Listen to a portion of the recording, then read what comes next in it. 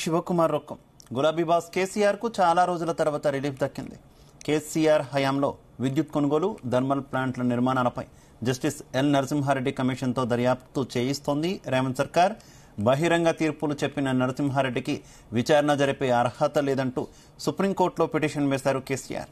ఇక పిటిషన్ను విచారణ చేసిన సుప్రీం తెలంగాణ ప్రభుత్వానికి షాక్ ఇచ్చింది. విద్యుత్ కొనుగోళ్ల విచారణ కమిషన్ చైర్మన్ను మార్చాలని, దర్యాప్తు కొనసాగించాలని సూచించింది. దీంతో జస్టిస్ ఎల్ నరసింహారెడ్డి తన పదవికి రాజీనామా చేశారు.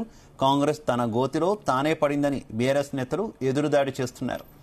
ఇక ఈ పరిణామాలకు సంబంధించి ఇవాళ డిబేట్లో మనం చర్చించబోతున్నాం. నాతో పాటు డిబేట్లో పాలుపంచుకుంటున్నారు చరణ్ కౌశిక్ యాదవ్ కాంగ్రెస్ పార్టీ నుంచి, అలాగే నర్రా విజయ్ గారు అనలిస్ట్ కూడా మనతో పాటు ఉన్నారు. మిగిలిన మరికొందరు బీఆర్ఎస్ నాయకులు, ఇతరులు కూడా మనతో పాటు మరి కాసేపట్లోనే జాయిన్ కాబోతున్నారు. అందరితో కూడా మనం చర్చిద్దాం. ముందుగా కౌశిక్ యాదవ్ గారు, మీతోనే వస్తున్నా. ఏంటి సుప్రీంకోర్టు ఇచ్చిన తీర్పుని ఏ రకంగా చూస్తున్నారు? సుప్రీంకోర్టు ఓన్లీ కమిషన్ ఉన్నటువంటి చైర్మన్ మాత్రమే మార్చడం తప్ప కేసీఆర్ గారు ఎక్కడ విచారణకు రావద్దనో లేకపోతే కమిషన్ రద్దు చేయమనో ఎలాంటి ఆదేశాలు ఇవ్వకుండా ఓన్లీ వాళ్ళు చూపించినటువంటి అంటే 12 పేజీలు లేఖ రాసినప్పుడు కేసీఆర్ గారు దానిలో చాలా స్పష్టంగా వివరణ ఇచ్చిండు. అంటే గతంలో ఈఆర్సీ ఎలక్ట్రిసిటీ రెగ్యులేషన్ కమిషన్ అనేది చట్టబద్ధ రెగ్యులేషన్ కమిటీ, దాని ద్వారానే మేము విద్యుత్ కొనుగోలు ఒప్పందం చేసినాం కాబట్టి ఎట్టి పరిస్థితుల్లో కోర్టు దీనిలో జోక్యం చేసుకోవద్దని చెప్పడంతో ప్రధానంగా హైకోర్టు తప్పుబట్టి ఎట్టి పరిస్థితుల్లో ఈఆర్సీ తీసుకున్నప్పుడు మరి తెలంగాణ రాష్ట్రంలో ఎందుకు ఈఆర్సీ తీసుకున్నటువంటి నిర్ణయాల మీద సమీక్ష చేయొద్దు, అదే కాకుండా ఈఆర్సీ దీంట్లో జోక్యం లేదని చాలా స్పష్టంగా కనపడతా ఉంది కాబట్టి ఖచ్చితంగా విచారణకు రావాల్సిందని చెప్పేసి అక్కడ ఎగ్జామ్షన్ ఇవ్వకపోవడం మూలంగా ఈ రోజు సుప్రీంకోర్టులో ఆర్గ్యుమెంట్ జరిగినప్పుడు ప్రధానంగా గతంలో ఈఆర్సీ జరిగినటువంటి ఆరోపణలు కావచ్చు, అదేవిధంగా 12 పేజీల సమయం లేఖ కావచ్చు, అదేవిధంగా ఈఆర్సీకి రెగ్యులేషన్ అథారిటీ ఉంది కాబట్టి దాని మీద కోర్టు జోక్యం చేసుకోవద్దని చెప్పడంతో ఏకంగా ఎలక్ట్రిసిటీ కమిషన్ మీద వేసినట్టు కమిషన్ రద్దు చేయాలని చెప్పేసి కేసీఆర్ గారు కోరినా కూడా కమిషన్ రద్దు చేయకుండా ఓన్లీ మీడియా ముందు కేసీఆర్ గారు రావాల్సిందని చెప్పేసి కొన్ని లీకులు ఇవ్వడంతో ఆ మీడియా ముందు మాట్లాడేందుకు గాను చైర్మన్ గారిని మాత్రమే తప్పించారు తప్ప ఈఆర్సీ ముందుకు పోవాల్సిందే. ఖచ్చితంగా ఆ విచారణకు ఆదేశించే కమిషన్ కావచ్చు, అదేవిధంగా కమిషన్ ముందుకు పోయేదాని విషయంలో ఎలాంటి ఎగ్జామ్షన్ ఇవ్వలేదు కాబట్టి ఖచ్చితంగా కేసీఆర్ గారు ఎలక్ట్రిసిటీ కమిషన్ ముందు పోయి వారు ఎలక్ట్రిసిటీ రెగ్యులేషన్ కమిషన్ గతంలో తీసుకున్నటువంటి విషయాలు కావచ్చు, అదేవిధంగా ఛత్తీస్గఢ్ ఒప్పందం కావచ్చు, ఈ అన్నిటి మీద ఖచ్చితంగా కేసీఆర్ గారు కమిషన్ ముందు ఆధారపడి ఖచ్చితంగా వివరణ ఇవ్వాల్సిన అవసరం ఉంది కాబట్టి ఓన్లీ ప్రిలిమినరీ గా జరిగినటువంటి అయితే చైర్మన్ మార్చడం మీకు కొంత ఎదురుదెబ్బ కాదంటారా ఈ విచారణకు సంబంధించి? చైర్మన్ ప్లేస్ లో వీరి ప్లేస్ లో ఇంకో చైర్మన్ వస్తారు. చైర్మన్ వచ్చేంత మాత్రాన కేసీఆర్ గారిని ఎక్కడ మినహాయింపు ఇవ్వలేదు. కమిషన్ ముందు పోవాల్సిందే, ఛత్తీస్గఢ్ ఒప్పందం జరిగినటువంటి వాస్తవ విషయాల మీద వారు వివరణ ఇవ్వాల్సిందని చెప్పేసి చాలా స్పష్టంగా దాని విషయంలో సుప్రీంకోర్టు ఎలాంటి జోక్యం చేసుకోలేదు కాబట్టి చైర్మన్ గారు ఓన్లీ మీడియా ముందుకు వచ్చి లీకులు ఇచ్చినందుకు మాత్రమే వారి ప్లేస్ లో కొత్త చైర్మన్ గారు వస్తుంది. అంటే నరసింహారెడ్డి గారి ప్లేస్ లో కొత్త వారు వస్తారు. ఎందుకంటే గతంలో మనం చూసినాం ఆర్టీసీ విషయంలో ఆర్టీసీ కార్మికులు సమ్మె చేస్తా ఉంటే పెద్ద ఎత్తున జడ్జి గారు కూడా పెద్ద ఎత్తున రోజులు చాలా పెద్ద ఎత్తున ఆర్గ్యుమెంట్ చేసి లీకులు ఇచ్చిన సందర్భం చూసినాం. కానీ ఎక్కడ కూడా హైకోర్టు సంబంధించి జడ్జీలను మార్చిన సందర్భం చూడలేదు. కాకపోతే ఇక్కడ వారు కోరుకున్నది ఏంటంటే చైర్మన్ గారు మీడియాకే లీకులు ఇచ్చినట్టే తను ఒక సైడ్ వ్యవహరించే అవకాశం ఉంది కాబట్టి అని చెప్పినప్పుడు సుప్రీంకోర్టు అతన్ని మారుస్తామని చెప్పడంతో ప్రభుత్వం కూడా ఒప్పుకున్నది. ఖచ్చితంగా వారం అంటే నెక్స్ట్ మండే రోజు కొత్త చైర్మన్ రాబోతా ఉన్నారు కాబట్టి కొత్త చైర్మన్ ఏర్పడతారు. ఖచ్చితంగా కేసీఆర్ గారు విచారణ ముందుకు రావాల్సిందే, ఖచ్చితంగా వారు వివరించాల్సిన అవసరం ఉంది కాబట్టి ఇక్కడ ఓన్లీ చైర్మన్ గారు మాత్రమే మారిర్రు.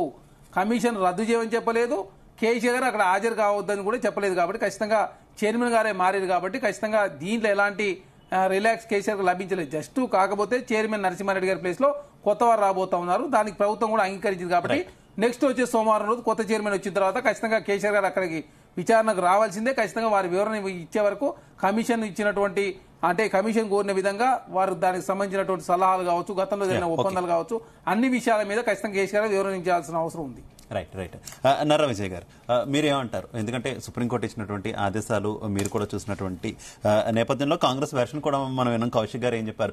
కాంగ్రెస్ ఏమో ఎదురుదెబ్బ బీఆర్ఎస్ కే తగిలిందన్న వెర్షన్ లో మాట్లాడుతున్నటువంటి పరిస్థితి, బీఆర్ఎస్ ఏమో లేదు ప్రభుత్వానికే గట్టి ఎదురుదెబ్బ తగిలింది అంటున్నారు. అసలు ఎవరికి ఎదురుదెబ్బ తగిలింది, ఏమంటారు మీరు? ఇక్కడ విచారణ చేసేటువంటి కమిషన్ చైర్మన్ మాత్రం వణికిపోయిండు. వణుకుడు అంటే వణుకుడే. అసలు ఇంకా ఆదేశం సుప్రీంకోర్టులో మొత్తం ఇంకేం కాలే, ఇంకా మీ అభిప్రాయం చెప్పండి అని జడ్జి కామెంట్స్ చేసిండు.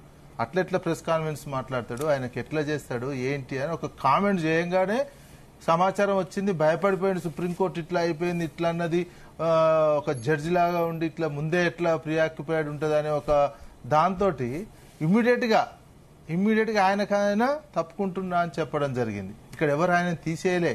ఇంకా ప్రభుత్వానికి సుప్రీంకోర్టు కూడా సూచన లాగా చేసింది. ఇంకా ఆర్డరు, డైరెక్షన్ ఇదంతా ఏం కాలే, ఇంకా విచారణ జరుగుతూనే ఉంది. విచారణ జరుగుతున్నటువంటి సమయంలోనే అంటే ఒక విచారణ కమిషన్కు ఉన్న వ్యక్తికి ఉండాల్సినటువంటి లక్షణాలు లేవని ఈజీగా తెలిసిపోయింది అక్కడ. అరే ఒక విచారణ కమిషన్ చేసి ఇదేంది న్యాయ విచారణ కాదు, మళ్ళా ఇది న్యాయ విచారణ కాదు, మామూలు ఒక విచారణ కమిషన్ వేసినటువంటి వ్యక్తి ప్రెస్ కాన్ఫరెన్స్ పెట్టి ముందే తనకు నేనేం చేయబోతున్నా అని చెప్పడంతో సుప్రీంకోర్టు ఇక్కడ చాలా తీవ్రమైనటువంటి అబ్జెక్షన్ చెప్పడం జరిగింది. ఒక వ్యక్తి ఒక విచారణ కమిషన్ కు ఉన్నటువంటి లక్షణాలు ఏమీ లేవనేది సుప్రీంకోర్టు చేసినటువంటి వ్యాఖ్యల్లో అర్థమయ్యి దాంతో పాటు భయపడి వెంటనే ఉపసంహరించుకోవడం జరిగింది.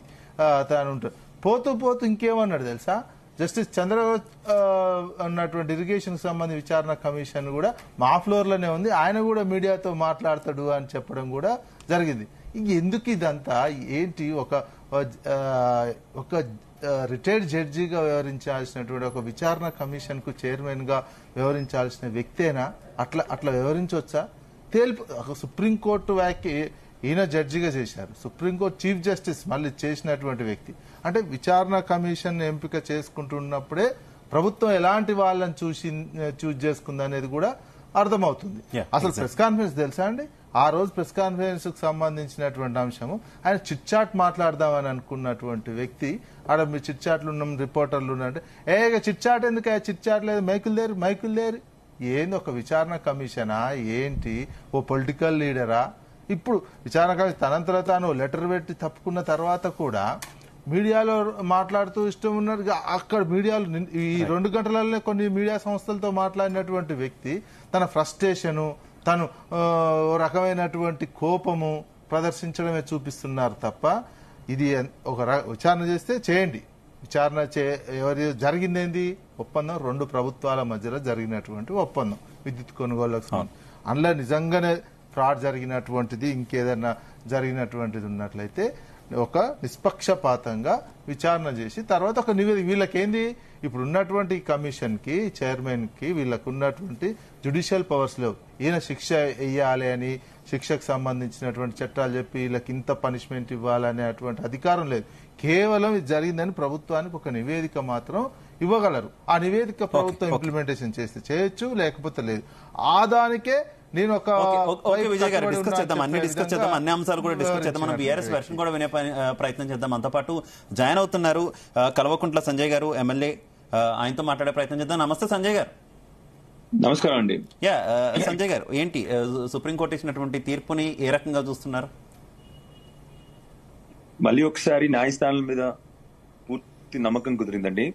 ఎప్పటిలాగానే న్యాయస్థానాల మీద జస్టిస్ నరసింహ గారు వారు చేసిన క్రిటిసిజం గాని, వారు ఈవెన్ బిఫోర్ ట్రయల్ విచారణ కంటే ముందే శిక్ష విధించడం గాని, సుప్రీంకోర్టు చీఫ్ జస్టిస్ చంద్రచూడ్ గారు ఇవాళ దాన్ని అబ్జర్వ్ చేసి అది ఆయన చేయడం తప్పు, ఆయన మార్చాల్సిందే అని చెప్పి సుప్రీంకోర్టు. దీని అందరికీ ఏం కనబడతా ఉందంటే ఈ ప్రభుత్వం కేవలం విండిక్టివ్ పాలిటిక్స్, అంటే ముఖ్యమంత్రి గారి మీద, గత ముఖ్యమంత్రి గారి మా కేసీఆర్ గారి మీద ఏదో ఒక నింద మోపాలని చెప్పి చేస్తున్న ప్రయత్నాన్ని ఇవాళ సుప్రీంకోర్టు గారు తిప్పికొట్టింది. సో దీంట్లో ఈ కేసులో ఎలాంటి మెరిట్స్ లేవు. ఆయన గారు పెద్ద మనిషి, ఆయన రిటైర్డ్ జడ్జి అయ్యింది కూడా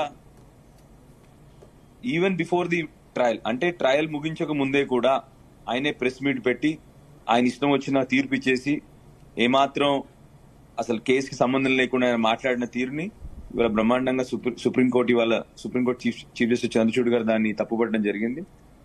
దీంతో ఏం తెలుస్తా ఉందంటే ఈ ప్రభుత్వం కేవలం గత 8 నెలల నుంచి కక్షపూరితమైన రాజకీయాలు తప్ప ఎలాంటి అభివృద్ధి గాని ఎలాంటి సంక్షేమం గాని చేయట్లేదు.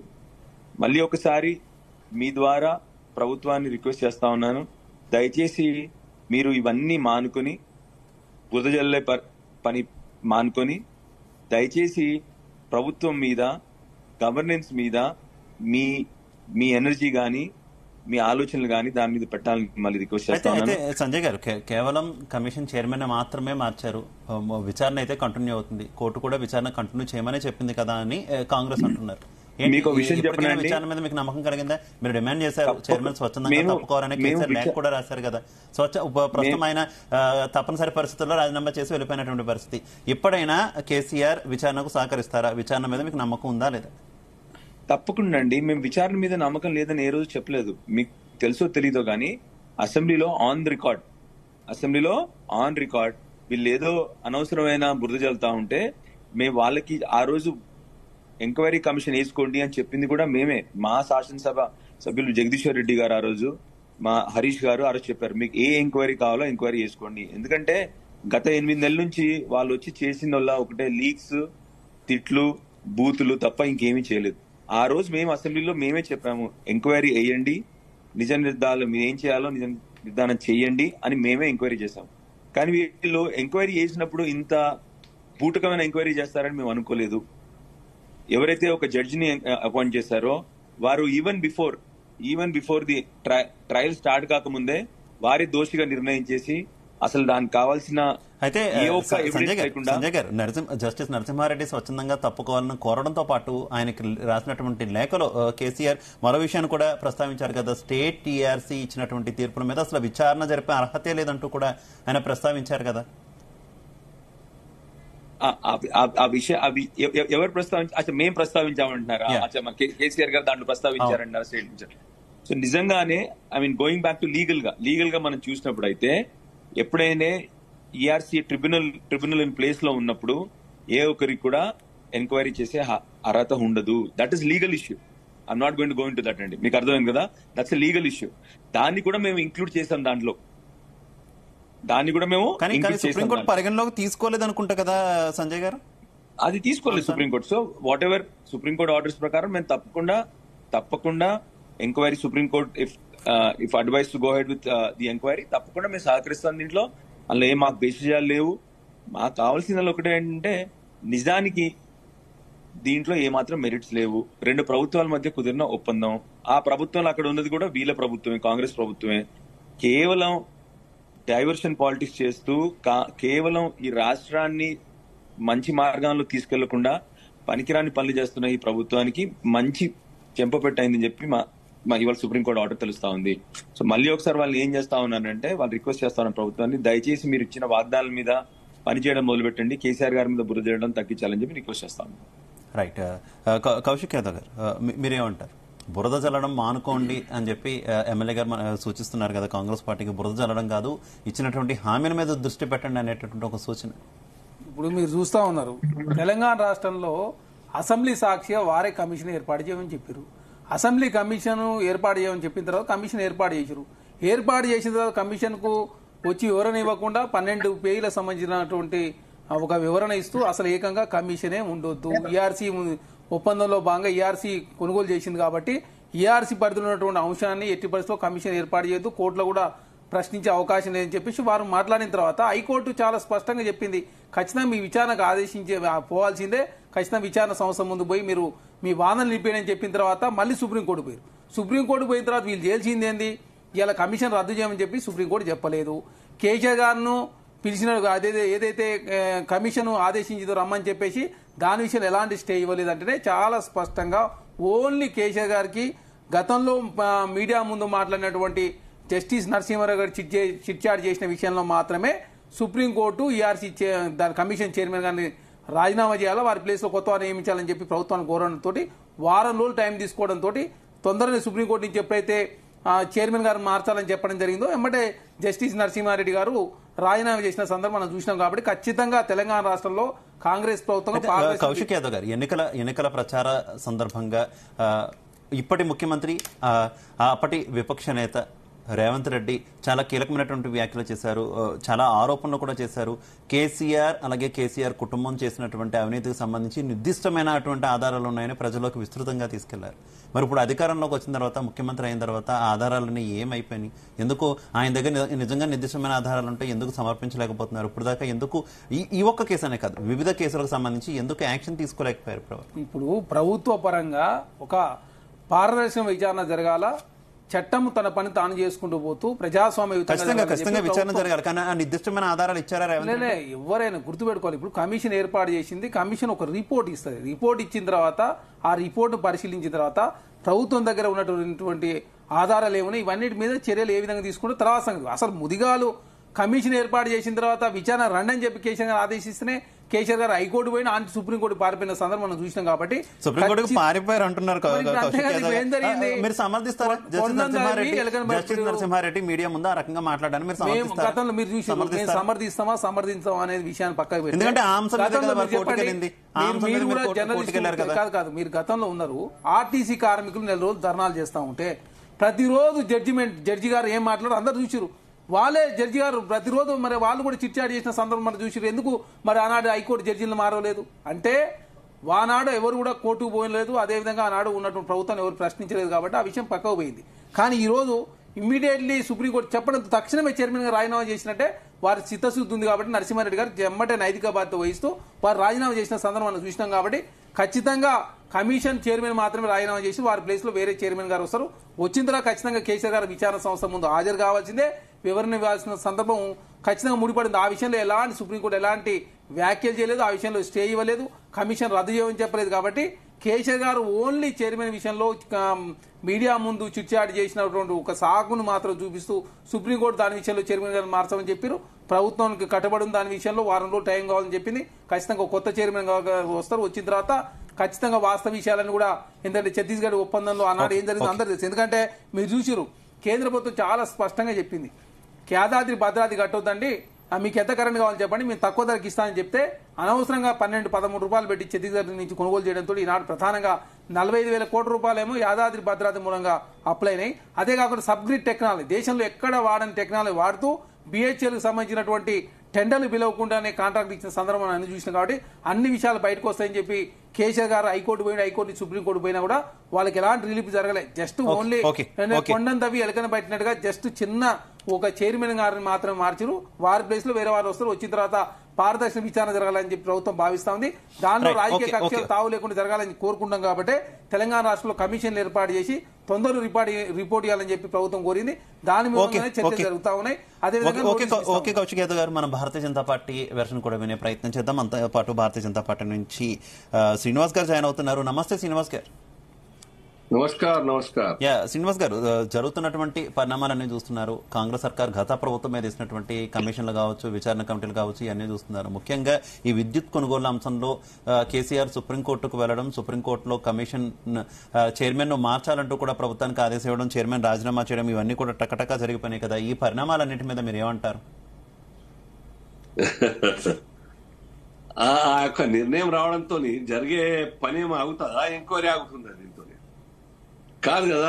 కమిషనర్ ని మార్చుతున్నది ఒక కోర్టు చెప్పింది, సూచన ఇచ్చింది తప్ప, నిర్ణయం ఇచ్చింది తప్ప, లోపాలు లేవు, అవినీతి లేదు, అక్రమాలు లేదు అని సర్టిఫికేట్ ఏమి ఇవ్వలేదు. మేము కూడా చెప్తున్నాం కదా, భారతీయ జనతా పార్టీగా అవినీతి, అక్రమాలు, లోపభూయిష్టమైన నిర్ణయాల కారణంగా రాష్ట్ర ఖజానాకు నష్టం జరిగి ఉంటే దానికి బాధ్యులు చేయాల్సిన బాధ్యత ఇప్పటి సర్కార్ ఎంక్వైరీ చేసి, సో ఈ సర్కార్ కమిషన్ వేసింది. ఆ యొక్క కమిషన్ లో భాగంగా జస్టిస్ నరసింహారెడ్డి గారు ప్రెస్ మీట్ పెట్టడాన్ని తప్పు పట్టింది. సరే, దానికి ఇంకో కమిషనర్ వస్తారు. సో ఇది ఏదైనా స్వాగతించాలా కదే, న్యాయం జరగాలి. ప్రజా ధనాన్ని కొల్లగొట్టినట్టు వాళ్ళు ఎవరైనా కానీ వాళ్ళు శిక్షార్హులే. రాష్ట్ర ప్రభుత్వానికి నష్టం జరిగింది, లేదా డిపార్ట్మెంట్ పరువు పోయింది. ప్రభుత్వం యొక్క పేరు దేశ రాజకీయాలు మొత్తం కూడా ఇట్లా కొత్త రాష్ట్రాన్ని ముఖ్యమంత్రిగా ఉన్నటువంటి ఒక మేము గొప్ప లీడర్ అనుకున్నాం, దేశం అంతా కూడా టాప్ లీడర్ అనుకున్నాం. ఇట్లా అయిపోయాయని చెప్పేసి ప్రజలు మాట్లాడుతున్నారు. రాష్ట్రం యొక్క పరువు పోతా ఉన్నది. కాబట్టి ఇది నిజానిజాలు బయటికి రావాలి. జరిగిన తప్పులు అవినీతి అక్రమాలు ఉంటే బయటికి రావాలని కోరుతున్నాం తప్ప మేము ఆరోపిస్తూనే మాకు అనుమానం ఉన్నది. అందరికీ కాంగ్రెస్ పార్టీ కూడా ముఖ్యమంత్రిగా ఇప్పుడు ఉన్నటువంటి ఆనాటి రాష్ట్ర కాంగ్రెస్ అధ్యక్షులు వారు కూడా ఆరోపించారు. సో మేము నైదర్ 35 చేస్తలేము, అవినీతి అయితే శ్రీనివాస్ గారు, కాంగ్రెస్ ప్రభుత్వం ఈ విచారణ కమిటీలతో సరిగ్గానే ప్రాపర్ గానే మొత్తం ఇదంతా కూడా విచారణ చేస్తుంది, కరెక్ట్ గా న్యాయం చేస్తుందనే నమ్మకం మీకుందా భారతీయ జనతా పార్టీకి? నేను ఒక 3-4 సార్లు ఇంతకు ముందు చెప్పడం జరిగింది. నిన్న కూడా ఏదో ప్రెస్ లో చెప్పిన, టీవీలో చెప్పిన, కాంగ్రెస్ గనక సీరియస్ గా ఉంటే వాస్తవాలన్నీ కూడా బయటకు తీయాలి, శిక్షారులకు శిక్ష పడాలి అని అనుకుంటే నిష్పక్షపాతంగా ఎటువంటి ఇన్ఫ్లుయెన్స్ ఆ యొక్క లోపాయికారి ఒప్పందాలు చేసుకోకుండా ఉంటే వాస్తవం బయటకు వస్తాయి. దానికి స్పీడీ డిస్పోజల్ కూడా కావాల్సిన అవసరం ఉన్నది. డిస్పోజల్లో పెండింగ్ పెట్టడం అంటే దాని అర్థం ఎక్కడో ఒక చోట ఏదో ఒక రోజు వాళ్ళు నా దగ్గర రాకపోతారా అన్న, మా పార్టీలకు ఎమ్మెల్యేని పంపకపోతారా, పంపించి నాకు సపోర్ట్ చేయకపోతారా, లేదా ఇంటర్నల్ గా కాంగ్రెస్ లో పాత కొత్త మధ్య డిస్ప్యూట్స్ వచ్చేటప్పుడు నా వైపు టీఆర్ఎస్ ఎమ్మెల్యేలు ఉంటారా లేదా అన్నది ఆలోచిస్తే మాత్రం డిలే చేస్తారు, వాస్తవాలు బయటికి రాకుండా చేస్తారు. ఇప్పటికి ఒప్పందం జరిగిందంటున్నారా లేదంటున్నారా? లోపాయికారు ఒప్పందం ఇప్పుడు ఉందంటున్నారా లేదంటున్నారా శ్రీనివాస్ గారు? లోపాయికారు ఒప్పందం ఉందంటున్నారా లేదంటున్నారా మీరు? ఇప్పుడు 7 మాసాలైంది సర్కార్ వచ్చి, ఈ కమిషన్ వేసి బహుశా 3 months అయిందచ్చు. సబ్జెక్ట్ టు కరెక్షన్ మా రాజు యాదవ్ చెప్పాలి. సో ఆ యొక్క వాస్తవాలు సీరియస్ గా ఉన్నట్టే వాస్తవాలు బయటికి రావడానికి స్పీడప్ చేయాలి ఎంక్వైరీ. ఒక లెటర్ పెట్టి వారు ఇంకో 20 రోజుల దాకా టైం ఇవ్వడం, ఏవో కమిషన్ చేయదు. ప్రభుత్వం కూడా ఆ రకంగా టైం తీసుకోకుండా ప్రభుత్వం కూడా అటువంటి ఒక అవసరమైనటువంటి ఆధారాలని బయట పెట్టడంలో డిలే చేయదు. ఒకవేళ గనక చేస్తుందంటే ఇద్దరు ఒకటైనట్టే అనుకోవాలి. ఎందుకంటే ఇవన్నీ కూడా గివ్ అండ్ టేక్ గనక ఉన్నట్టయితే లోపాయికారి ఒప్పందం అయ్యే ప్రమాదం ఉంటాయి. రాజకీయాలు చాలా సహజం ఇవన్నీ జరుగుతా ఉన్నాయి, చూస్తున్నాం మనం. ఎవ్వరూ అవకాశం దొరకకనే మంచివాడకు మిగిలిపోతున్నాడు. అవకాశం దొరకకనే, దొరికిందంటే దోచుకుంటున్నారు, దొరకకనే మంచిగా ఉంటున్నారు. సో ఇక్కడ కూడా అంతే. ఇప్పుడు వారికి తెలుసు, రేవంత్ రెడ్డి గారికి ఉత్తమ్ కుమార్ రెడ్డి ఒక దిక్కు, నల్గొండ దొరల ఒక దిక్కు, దామోదర్ రాజనరసింహ ఒక దిక్కు. ఈ రకంగా కోటర్లన్నీ తయారైనాయి. ఎప్పుడు ఏమైతో తెలియదు, ఎప్పుడేం బాంబు పేలుతో తెలియదు. మరి నా కోటరీ తయారు చేసుకోవాలి కదా అని ఉండొచ్చు. చూస్తాం కదా లాస్ట్ టైం ఏమైంది. కేసీఆర్ గారు ఒక పక్క, శ్రీనివాస్ గారు ఒక పక్క మీ పార్టీ నాయకులు కీలక నేతలంతా కూడా ఈ మొత్తం అన్ని వ్యవహారాల్లో ఏవైతే ఆరోపణలు ఉన్నాయో కేసీఆర్ మీద వాటన్నింటి మీద కూడా సిబిఐ విచారణ అడుగుతున్నారు కదా. కానీ ఎందుకు కాంగ్రెస్ అంగీకరించట్లేదు అనుకుంటున్నారు మీరు? నేను అదే చెప్తున్నా. ఇప్పుడు ఇక్కడ డిలే ప్రాసెస్, ఇది పెండింగ్ పెట్టే ఆలోచన కనబడతా ఉన్నది కాబట్టి వారి యొక్క మూవ్మెంట్ ని మాకు అనుమానం వస్తున్నది. కాబట్టి ఇది సర్వత్రా అందరికున్న అనుమానమే. ఇది ఏమి కాదు పోదు, ఎవరికి శిక్ష పడది అని క్లీన్ చిట్ ఇచ్చేస్తారని ఒక అనుమానం చర్చ నడుస్తున్నది. కాబట్టి బీజేపీ చెప్తున్నది సిబిఐకి చెప్తే ఎవ్వరికీ లొంగేది లేదు, ఎవ్వరి మాట చెప్తే వినేది లేదు. వాస్తవాలన్నీ కూడా కక్కిచ్చి మరి బాధ్యులుగా నిలబెట్టేటువంటి అవకాశం ఉంటుంది. సిబిఐకి అంత క్లీన్ చిట్ ఉందా శ్రీనివాస్ గారు? సిబిఐకి అంత క్లీన్ చిట్ ఉందా? సుప్రీంకోర్టు కూడా కొన్ని సందర్భాల్లో పంజరంలో చిలుక అని వర్ణించింది కదా. అంత క్లీన్ చిట్ ఇస్తున్నారు మీరు. ఇప్పుడు మీరు అధికారంలో ఉన్నారనా? లేదు మిత్రమా, CBI Bharatiya Janata party system concern organization కాదు, గుర్తుపెట్టుకోండి. సిబిఐ కాంగ్రెస్ ఆర్గనైజేషన్ కాదు. కాంగ్రెస్ హయాంలో సిబిఐ పనిచేసింది. కాంగ్రెస్ హయాంలో అనేక మంది కాంగ్రెస్ నాయకులు అరెస్ట్ చేసినారు. నాయకుల్ని, ముఖ్యమంత్రులు ఆ యొక్క కన్విక్షన్ పడ్డది. వాటి కారణంగానే రాజా జైల్లో ఉండే, కనిమోలి జైల్లో ఉండే, సుఖరాం శిక్ష పడ్డది, భజన్లాల్ శిక్ష పడ్డది, చౌతాలా శిక్ష పడ్డది, జయలలితకు శిక్ష పడ్డది, శశికళకు శిక్ష పడ్డది. ఇప్పుడు కూడా పడతానే ఉన్నాయి కదా. రైట్. గతంలో మీ పార్టీ జాతీయ నాయకులు ఆరోపించారు శ్రీనివాస్ గారు, కాంగ్రెస్ బ్యూరో ఆఫ్ ఇన్వెస్టిగేషన్ అని చెప్పేసి. ఓకే, మనం ఇంకా ఆ డిస్కషన్ లోకి వెళ్ళొద్దు. రైట్, విజయ్ గారు, ఏమంటారు? మీరు అందరూ మాట్లాడినంత కూడా చూసారు. ఒక పక్క బీజేపీ ఏమో సిబిఐ ఎంక్వైరీ కోరుతున్నటువంటి సిచ్యువేషన్, కాంగ్రెస్ ఏమో తన వెర్షన్ తాను చెప్తుంది. అసలు నిజంగా నిష్పక్షపాతంగా విచారణ జరిగే అవకాశం ఉందా? ఎందుకంటే ప్రజల్లో ఒక అంశం అంటూ కూడా వెళ్ళింది. ఎప్పుడైతే ఈ రోజు సుప్రీం ఇచ్చినటువంటి తీర్పు నేపథ్యంలో, ఎప్పుడైతే జస్టిస్ నరసింహారెడ్డి రాజీనామా చేశారో, ఈ నేపథ్యంలో ప్రజలు కన్విన్స్ అవుతారా ఇంకొక చైర్మన్ వచ్చినా నిజంగా నిష్పక్షపాతంగా జరుగుతుందని అనుకునేటటువంటి ఒపీనియన్ ఉంటుందా? ఉండదు.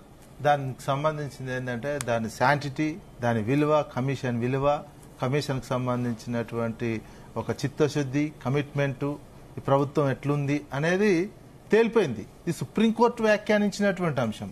ప్లస్ తప్పుకుంటూ ఇంకో జల వనరులకు సంబంధించిన విచారణ చేసేటువంటి వ్యక్తి విషయం కూడా ఆయన కూడా మాట్లాడిండు మీడియాతో అని చెప్తూ నరసింహారెడ్డి కామెంట్. అంటే విచారణ అనేది ఒక సమగ్రంగా, ఒక నిష్పక్షపాతంగా ఇది జరగదు అనేది మాత్రం తేలిపోతుంది. ఎందుకు ప్రీఆక్యుపైడ్, వీళ్ళు ఏ ఇంటెన్షన్ తోటి ఉందో.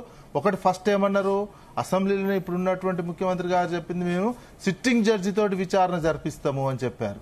సిట్టింగ్ జడ్జి సాధ్యం కాదని తెలిసే ఆ మాట. ఎందుకు సాధ్యం కాదు? సుప్రీంకోర్టు గైడెన్స్ ప్రకారం సిట్టింగ్ జడ్జిలు ఏ కేసులకు అంతర్జాతీయ ఉగ్రవాదులు అటువంటి పెద్ద పెద్ద విచారణకే సిట్టింగ్ జడ్జి ఇచ్చే అవకాశం ఉంది. తెలిసే కావాలన్నారు. ఆ తర్వాత రిటైర్డ్ న్యాయమూర్తిని అడిగితే దాన్ని కేటాయించలేమని చెప్పారు. ఆ తర్వాత ఇది ఎంక్వైరీస్ యాక్ట్ కింద ఏదో తూతూ మంత్రంగా ఒక విచారణ చేశారు. ఇది రెండు రాష్ట్ర ప్రభుత్వాల మధ్య జరిగినటువంటి. ఇప్పుడు అక్కడ రమణ్ సింగ్ ఉండు ఆ టైంలో బీజేపీకి సంబంధించినటువంటి ముఖ్యమంత్రి ఉన్నారు. ఇప్పుడు ఆ ముఖ్యమంత్రికి ఎందుకు ఇక్కడ పనిచేసిన, కొనుగోలు చేసినటువంటి ముఖ్యమంత్రికేమో సమాధానం చెప్పండి ఇచ్చినటువంటి నోటీసు. మరి అమ్మినటువంటి ముఖ్యమంత్రికి ఎందుకు ఇవ్వరు? ఈ ముఖ్యమంత్రికి డబ్బులు ఇచ్చి ఉండాలి, అంతే కదా. కరప్షన్ ఆ ముఖ్యమంత్రికి కూడా నోటీసులు ఇచ్చి విచారణ మీ దగ్గర మీరు అమ్మిరు కదా ఇంత విద్యుత్తు, వీళ్ళు ₹3.90 కొన్నారా, ఎంత కొన్నారు, ఏంది అనేది అప్పుడు ముఖ్యమంత్రికి ఎందుకు ఇవ్వలే? అతను బీజేపీకి సంబంధించినటువంటి వ్యక్తి. అంటే ఓన్లీ ఇంటెన్షన్ అర్థమవుతుంది.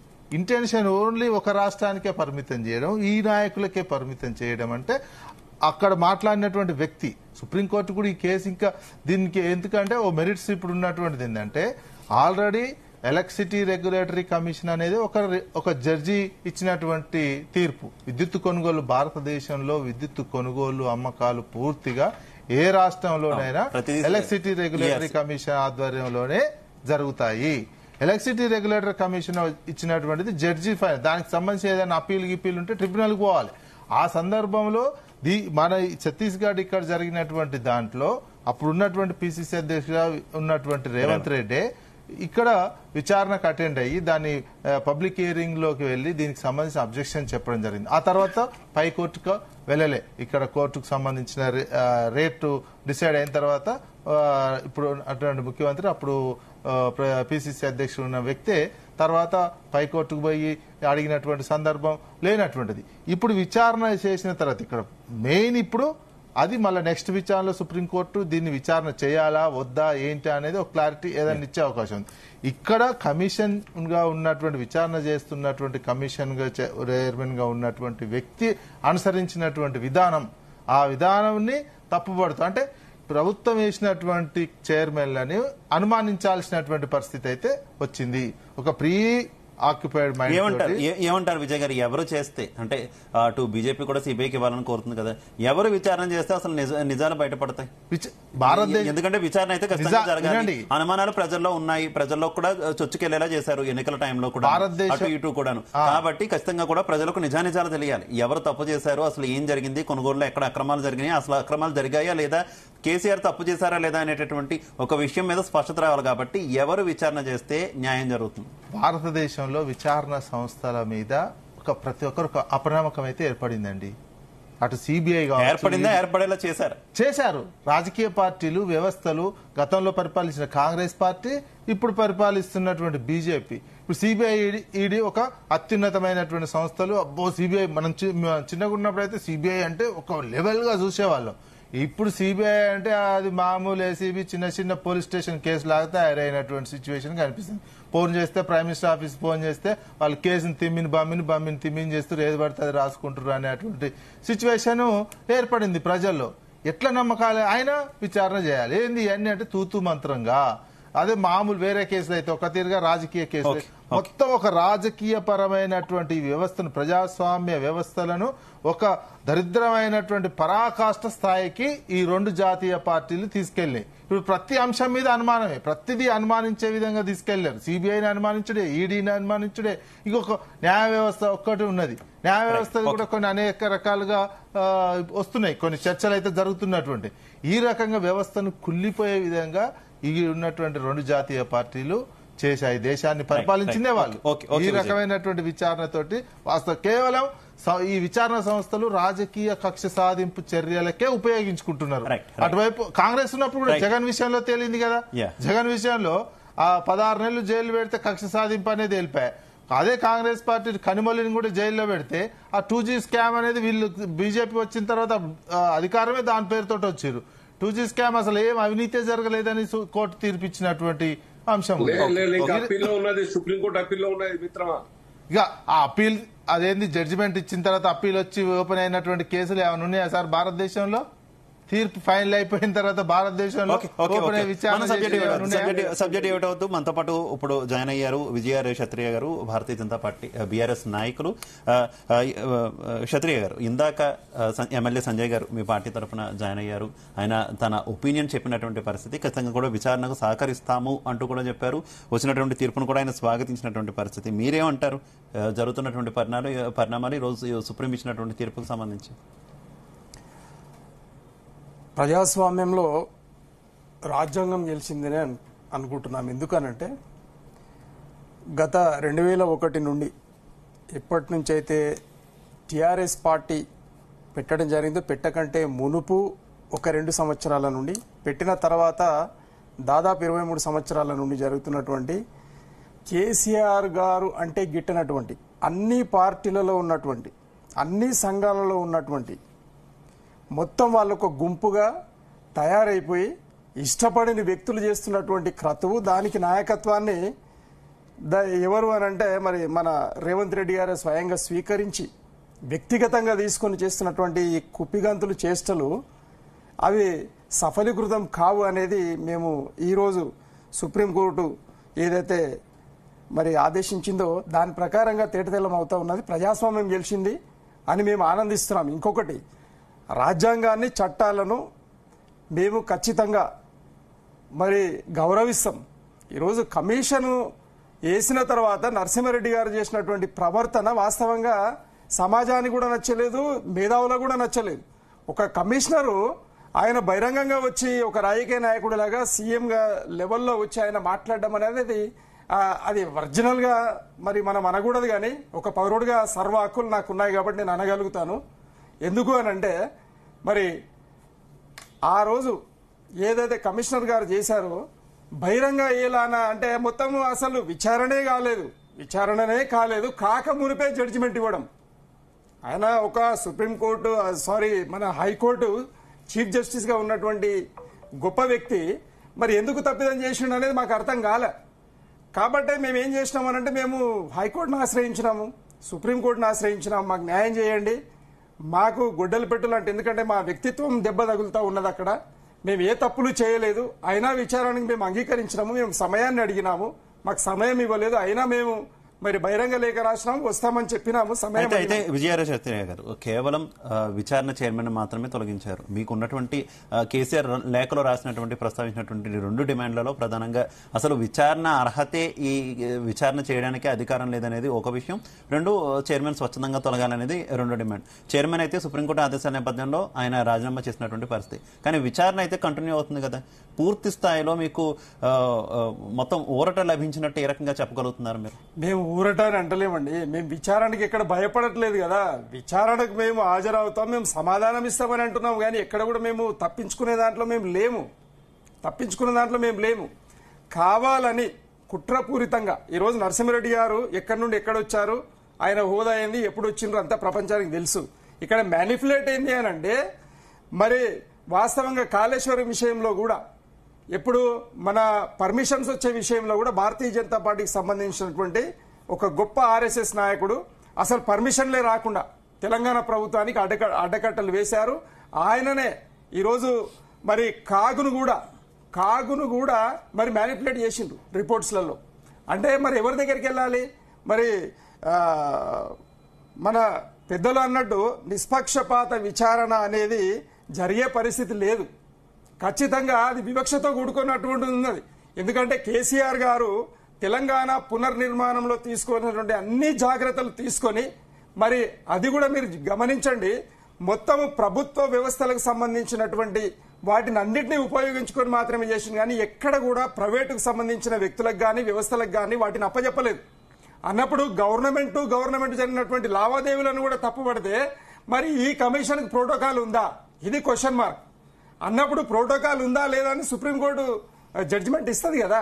ప్రోటోకాల్ లేనటువంటి కమిషన్ వేసి అనవసరంగా ఈరోజు తెలంగాణ కాంగ్రెస్ ప్రభుత్వాన్ని అపప్రద పాలు చేసినటువంటి రేవంత్ రెడ్డి గారు సమాధానం చెప్పాల్సిన అవసరం ఉంది.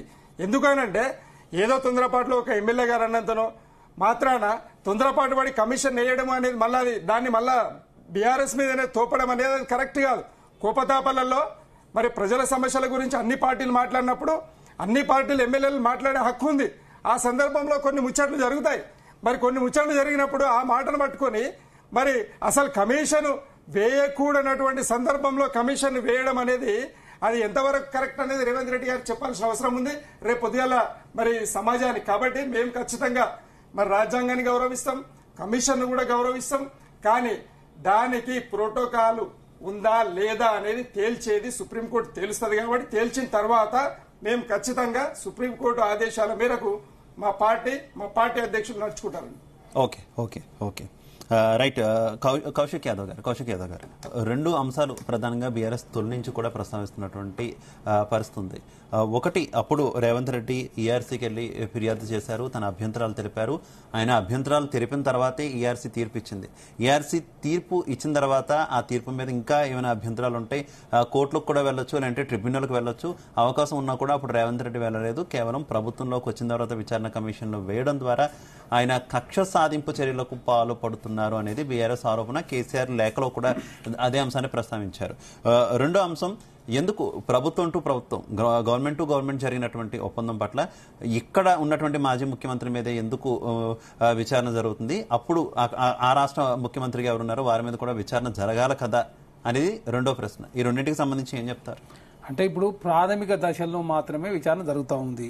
ఎందుకంటే తెలంగాణ రాష్ట్రానికి సంబంధించి విద్యుత్ ఒప్పందం జరిగిన తర్వాత తెలంగాణకు వచ్చిన తర్వాత కాస్ట్ అనామతగా పెరిగిపోయిన సందర్భం మనం చూసినాం. ఎందుకంటే ఆనాడు కేంద్ర ప్రభుత్వం చాలా స్పష్టంగా చెప్పింది, ₹3.40 మేము యూనిట్ ఇస్తాం, మీకు ఎంత విద్యుత్ కావాలో చెప్పండి, యాదాద్రి భద్రాద్రి కట్టవద్దని చెప్పి చాలా స్పష్టం, దేశంలో ఎక్సెస్ విద్యుత్ ఉంది, మీకు ఎంత కావాలో చెప్పని చెప్తే మీరు ఎందుకు ఛత్తీస్గఢ్తో ఒప్పందం చేసుకునేది చాలా స్పష్టంగా చెప్పకుండా ఆనాడు మాట్లాడిన ప్రతిపక్షాలకు సమాధానం చెప్పకుండా ఆనాడు కొనుగోలు చేశారు. కాబట్టి అక్కడ ₹3.40 దేశంలో దొరుకుతున్నప్పుడు తెలంగాణ రాష్ట్రంలో ఛత్తీస్గఢ్ నుంచి కరెంటు కొనుగోలు చేయడంతో ఎందుకు ₹12 అయిందనే విషయం వాస్తవ విషయాలు తెలవాలంటే ఖచ్చితంగా విచారణ చేయాల్సిన అవసరం ఉంది. అదే కాకుండా విచారణ జరగాలి కౌశిక్ యాదవ్ గారు, విచారణ జరగాలి. కాకపోతే విచారణ రెండు వైపులా జరగాలి కదా. ఇదే వారు ప్రశ్నిస్తున్నది. ఎందుకంటే ఏం జరిగింది అనేది తెలుసుకోవాలంటే రెండు వైపుల నుంచి మనం తెలుసుకుంటేనే తెలుస్తుంది. కాబట్టి ఇక్కడ అప్పటి ముఖ్యమంత్రికి లేదంటే అప్పుడు ఉన్నటువంటి అక్కడ ముఖ్యమంత్రికి లేదంటే అధికారులకి ఇద్దరికి లెటర్లు ఇవ్వాలి కదా. కేవలం ఒక్కరిని మాత్రమే లేఖలు రాసి ఒక్కరికి మాత్రమే నోటీసులు ఇస్తే ఖచ్చితంగా కూడా కక్ష సాధింపు అనేది ప్రజలకు ఇక్కడ కూడా కక్ష సాధింపు చర్యలు కాంగ్రెస్ ప్రభుత్వం పాల్పడతలేదు. ఎందుకంటే మీరు చూడండి, ఇక్కడ ఆనాడు దేశంలో ₹3.40 దొరుకుతున్నప్పుడు మీరెందుకు ఛత్తీస్గఢ్ నుంచి తక్కువ ధరకు ఇస్తానంటే అక్కడి నుంచి ఎందుకు కొనుగోలు చేశారు? కొనుగోలు చేసిన తర్వాత ఎందుకు ఇక్కడికి వచ్చిన కాస్ట్ పెరిగిందనే విషయాన్ని తెలుసుకోవాలంటే ఖచ్చితంగా తెలంగాణ రాష్ట్రంలో ఉన్నటువంటి అధికారులు కావచ్చు, ఆనాడు ముఖ్యమంత్రి గారు కావచ్చు, వాళ్ళందరితో మాట్లాడాలని చెప్పేసి కమిషన్ భావించింది. కాబట్టి అధికారులతో మాట్లాడుతూ ఉన్నారు. అధికారులతో మాట్లాడినప్పుడు కొన్ని విషయాలు బయటకు వస్తా ఉన్నాయి. కేసీఆర్ గారు వచ్చి పూర్తి స్థాయి వివరాలు వచ్చిన తర్వాత పక్క రాష్ట్ర ముఖ్యమంత్రి కావచ్చు, ఆనాడు అధికారులకు కూడా అవసరం ఉండే పరిస్థితిని బట్టి కమిషన్ ఆదేశిస్తుంది. ఎందుకంటే దాని మీ విషయంలో రిపోర్ట్ వచ్చిన తర్వాత వీళ్ళు కూడా కోర్టుకు పోవచ్చు. కానీ అసలు కమిషన్కే అధికారం లేదు, నన్ను విచారించే అధికారం లేదు. ఆనాడు ఈఆర్సీ ఉంది. ఈఆర్సీ ఏం చేస్తుందండి? ఈఆర్సీ కొనుగోలు ఒప్పందంలో భాగస్వాములు గారు only operation is a governing body to control certain regulatory and safety functions related to the power sector in the India. అంటే ఓన్లీ ఆపరేషన్ సంబంధించినటువంటి హారం విషయంలో సేఫ్టీ మిజర్ దానికి సంబంధించి మాత్రమే కమిషన్ ఆనాడు ఉన్నటువంటి కమిషన్ పర్యవేక్షించింది తప్ప ఈ కొనుగోలు చేసినప్పుడు తెలంగాణ రాష్ట్రానికి వచ్చిన తర్వాత ఎందుకు కరెంట్ రేట్లు పర్ యూనిట్ ₹12 అయిందనే విషయం ఎక్కడ కూడా స్పష్టంగా ఎందుకు రేవంత్ అప్పుడు ఈఆర్సీ ఇచ్చినటువంటి తీర్పు మీద, ఈఆర్సీ ఇచ్చినటువంటి అంగీకారం మీద ప్రభుత్వం చేస్తున్నటువంటి ఒప్పందానికి సంబంధించి ట్రిబ్యునల్ గానీ లేదంటే పైకోర్టులకు గానీ వెళ్ళే ఒక మంచి ఛాన్స్ ఎందుకు, అవకాశాన్ని ఎందుకు వినియోగించుకోలేదు? ఇప్పుడు ఆనాడు పరిస్థితులు వేరు. ఆనాడు అసలు ప్రతిపక్షాలకు కనీసం ఇప్పుడు మేము అసెంబ్లీలో మీ చేతిలో పని కదా కౌశిక్ యాదవ్ గారు, అది మీ చేతిలో పని కదా. మీరు స్వేచ్ఛగా వెళ్ళొచ్చు, ట్రిబ్యునల్ కోర్టుకు వెళ్ళొచ్చు. లేలే ఇప్పుడు తెలంగాణ రాష్ట్రంలో కాంగ్రెస్ పార్టీ అధికారంలోకి వచ్చింది. డిసెంబర్ 3వ తారీఖున రిజల్ట్ వస్తే 7వ తారీఖున ప్రభుత్వం ఏర్పాటు చేసిన తర్వాత అసెంబ్లీ సమావేశం చాలా స్పష్టంగా దీని మీద చర్చ చేద్దామని చెప్పేసి ప్రతిపక్ష నాయకుడిని అసెంబ్లీ పిలిస్తే అసెంబ్లీ రాకుండా వానాడున్నట్టు విద్యుత్ శాఖ మంత్రి గారు కమిషన్ ఏర్పాటు చేయండి అని చెప్పిండు. జ్యుడిషియల్ కమిటీ ఏర్పాటు చేయాలని ప్రభుత్వం భావించి హైకోర్టు లేఖ రాస్తే జ్యుడిషియల్ కమిటీ ప్రెసిడెంట్ ఉన్నటువంటి జడ్జి ఆధ్వర్యం చేయలేము, రిటైర్డ్ జడ్జిని పెట్టుకోవడం చెప్తే రిటైర్డ్ జడ్జిని పెట్టుకున్నారు. పెట్టుకున్న తర్వాత ఆ కమిషన్ సంబంధించినటువంటి నోటీస్ ఇచ్చి రమ్మని కేసీఆర్ గారు పిలిస్తే కోర్టుకు పోయిండు. కోర్టుకు పోయిన తర్వాత హైకోర్టులో వాళ్ళ రిలీఫ్ దొరకపోవడంతో సుప్రీంకోర్టు పోయి ఏదో ఆనాడు కమిషన్ చైర్మన్ గారు మాట్లాడిన మాటల మీద, మీడియాకి ఇచ్చిన లీకుల మీద మాత్రమే కమిషన్ చైర్మన్ గారిని మార్చమని చెప్పింది తప్ప ఇక్కడ కేసీఆర్ గారిని కమిషన్ ముందు పోదనో, లేకపోతే గతంలో చేసిన కమిషన్ రద్దు చేసినామనో, లేకపోతే అసలు కమిషన్ విచారించే అధికారం లేదని కూడా ఎక్కడ సుప్రీంకోర్టు చెప్పలేదు అనేది చాలా స్పష్టం. కాబట్టి ఖచ్చితంగా కేసీఆర్ గారు కమిషన్ ముందు రావాల్సిందే, వాస్తవ విషయాలు చెప్పాల్సిందే. ఆనాడు విద్యుత్ ఒప్పందంలో ఛత్తీస్గఢ్ కావచ్చు, అదేవిధంగా యాదాద్రి కావచ్చు, భద్రాద్రి కావచ్చు, సబ్ గ్రిడ్ టెక్నాలజీ కావచ్చు, బిహెచ్ఎల్ సంబంధించి టెండర్లు పిలవకుండా ఏ విధంగా కాంట్రాక్ట్లు అప్పచెప్పారు, అన్ని విషయాల మీద వాస్తవ విషయాలు బయట రావాలంటే ఖచ్చితంగా కేసీఆర్ గారు విచారణ సంస్థల ముందుకు పోవాల్సిన అవసరం ఉంది. కాబట్టి ఇక్కడ ఎలాంటి రిలాక్సేషన్ ఇవ్వలేదు, ఓన్లీ చైర్మన్ గారిని మార్చారు. కాబట్టి ప్రభుత్వం కూడా త్వరితగతిన కమిషన్ చైర్మన్ నియమిస్తామని చెప్పింది. వారం రోజుల టైంలో వచ్చే సోమవారం రోజు చైర్మన్ గారు కూడా నియమిస్తారు. కాబట్టి నిర్మించిన తర్వాత ఖచ్చితంగా కేసీఆర్ గారు కమిషన్ ముందు పోవాల్సిందే, వాస్తవ విషయాలు వివరించాల్సిందే. దాంట్లో వాళ్ళకి ఎలాంటి న్యాయం ఇవ్వలేదు, చాలా స్పష్టం. ప్రభుత్వ పరంగా మేము చెప్తా ఉన్నాం, ఎవరి మీద కూడా రాజకీయ కక్షలు కార్యాలకు తెలంగాణ రాష్ట్రంలో కాంగ్రెస్ ప్రభుత్వం ఉండదు. ఖచ్చితంగా ఇచ్చిన మాట ప్రకారం ప్రతి హామీ నెరవేర్చి దానిలో కాంగ్రెస్ ప్రభుత్వం ముందుకు పోతా ఉంది. ఎలాంటి రాజకీయ కోణంలో కమిషన్ విచారణను ఎవరు చూడొద్దని చెప్పేసి మేము కాంగ్రెస్ పార్టీగా కోరుతా ఉన్నాం. ఇచ్చిన మాట ప్రకారం రుణమాఫీ కూడా ఆగస్టు 15 లోపే చేయబోతా ఉన్నాం. 18 ఇందాక శ్రీనివాస్ గారు ఒక విషయాన్ని ప్రస్తావించారు, ఏంటి లోపాయికార ఒప్పందం ఏమైనా జరిగే అవకాశం ఉంది అనేటటువంటి అనుమానాలు భారతీయ జనతా పార్టీ నుంచి ఆయన వ్యక్తం చేశారు కదా. బీఆర్ఎస్ ను గ్రిప్ లో పెట్టుకోవడానికో, బీఆర్ఎస్ ఎమ్మెల్యేలను పూర్తి స్థాయిలో తెచ్చుకోవడానికో ఏదో ఒక రకంగా కావాలని డిలే చేసే అవకాశం ఉందనేటటువంటి అనుమానాలను ఆయన వ్యక్తం చేశారు కదా. ఇప్పుడు కమిషన్ కు టైం కూడా ఇచ్చారు. టైం ఫ్రేమ్ దాటిన తర్వాత వాళ్ళు ఎక్స్టెన్షన్ అడిగితే ఎక్స్టెన్షన్ టైం కూడా ఇచ్చిన సందర్భాన్ని చూసినాం. విచారణ సంస్థకు సంబంధించినటువంటి రిపోర్ట్ ఇచ్చిన తర్వాత దాని విషయంలో కూడా అవసరం ఉంటే ప్రతిపక్ష పార్టీలతో మాట్లాడాలా, ప్రజా సంఘాలతో చర్చించాలా, అదే కాకుండా అసెంబ్లీలో చర్చ చేద్దామని చెప్పి ప్రభుత్వం భావిస్తా ఉంది. త్వరితగతిన రిపోర్ట్ వచ్చినట్లయితే ఖచ్చితంగా అసెంబ్లీలో చర్చ చేసిన తర్వాతనే దాని మీద ఫర్దర్ గా ముందుకు పోవాలని చెప్పి ప్రభుత్వం భావిస్తా ఉంది. ఎవరి మీద రాజకీయ కక్షలకు కారుణ్యాలకు తావు లేకుండా ఉండాలని చెప్పి గత ప్రభుత్వం చేసిన విధంగా మనం చేయొద్దని చెప్పి మా ప్రభుత్వం భావిస్తా ఉంది. కాబట్టి ప్రజా సంఘాలతో మాట్లాడే ప్రయత్నం జరుగుతూ ఉంది. ఖచ్చితంగా తెలంగాణ రాష్ట్రంలో రుణమాఫీ రేపు 18కే ₹1,00,000 సంబంధించినటువంటి అకౌంట్ లో డిపాజిట్ కాబోతా ఉన్నాయి. తర్వాత మిగతాది కూడా 2 లక్షల లోపు రుణమాఫీ ఖచ్చితంగా ఈ నెలనే అయిపోయే విధంగా ప్రభుత్వం ప్రయత్నం చేస్తా ఉంది. ఇచ్చిన ప్రతి మాట కట్టుబడి ఉంది. తెలంగాణ రాష్ట్రంలో రాజకీయ కక్షలు కారణంగా తావు లేకుండా ప్రజాస్వామ్యబద్ధంగా ఉండాలని చెప్పి ప్రభుత్వం భావిస్తా ఉంది. రైట్. శ్రీనివాస్ గారు మీరేమో బీఆర్ఎస్ తో కాంగ్రెస్ లోపాయికారి ఒక్క నిమిషం, ఎందుకంటే 12 రూపాయలని సోదరులు అన్నారు, 12 రూపాయలకు ఒక యూనిట్ అన్నారు. మనకు తీసుకున్నది ఎంత అంటే ₹3.90 ఒక యూనిట్ తీసుకున్నామండి. మరి ఎంత అబద్ధం ఇది? ప్రోపగండా అంటారా, ఏమంటారు? అదే కర్ణాటక ₹4.94 తీసుకుంది. అదే మన ఆంధ్రప్రదేశ్ సంబంధించిన సింహాద్రి పవర్ ప్లాంట్ ₹4.33 తీసుకుంటే మన తెలంగాణ ప్రభుత్వము ₹3.90 తీసుకుందండి. ₹12 ఎట్లా ప్రోపగండా చేస్తుంది? ₹12 మీరు చెక్ చేసుకోండి. అదే అందుకే ఛత్తీస్గఢ్ ప్రభుత్వాలు మేము ఎందుకు ఇవ్వలేదు ₹3.90 మనకు ట్రాన్స్కో ద్వారా అక్కడి నుంచి ఛత్తీస్గఢ్ నుంచి తీసుకురావడం తోటి ఇక్కడికి వస్తే ₹12 అయిందని చెప్పి దాని మీద కదా ఆర్గ్యుమెంట్ జరుగుతుంది. ఛత్తీస్గఢ్ ప్రభుత్వానికి ఎందుకు ఇప్పుడు నోటీస్ ఇవ్వలే చైర్మన్ గారు? ₹3.90 కొన్నది కరెక్టే, మరి ఇక్కడికి వచ్చిన తర్వాత ఆ కాస్ట్ ₹12 అనామతి ఎట్లా అయింది? దాని మీద వివరణ అని చెప్పేసి కేసీఆర్ గారిని కమిషన్ ముందు ₹12 ఎందుకైంది ఏం చెప్పినప్పుడు లేకపోవడం మూలంగా వేరే రాష్ట్రాలకు రావడం తోటి తెలంగాణకు మామూలు కమిషన్ కూడా అక్కడనే పొరపాటు జరిగింది. కమిషన్ అసలు ప్రోటోకాల్ ప్రకారంగా ఒక ఎక్స్సీఎం లేదంటే ఒక ప్రభుత్వాన్ని ముఖ్యమంత్రి అధికారము తప్పు చేసిన కమిషన్ వరకు అందుకు సుప్రీంకోర్టు అభియోగాలు 1,00,000 అభియోగాలు ఉంటాయి. అట్లా ఉండదు. అభియోగాలు 1,00,000 అభియోగాలు ఉంటాయి. మరి పట్టుడు పోందే నిజ నిర్ధారణ గాందే దొంగ అంటారా? చెప్పండి మీరు. కేసీఆర్ గారి మీద ఇన్ని ఆరోపణలు చేస్తున్నప్పుడు ఆయన క్యారెక్టర్ కు దెబ్బ తగులుతా ఉన్నది. ఆ సందర్భంగా కోట్లను ఆశ్రయించడం తప్ప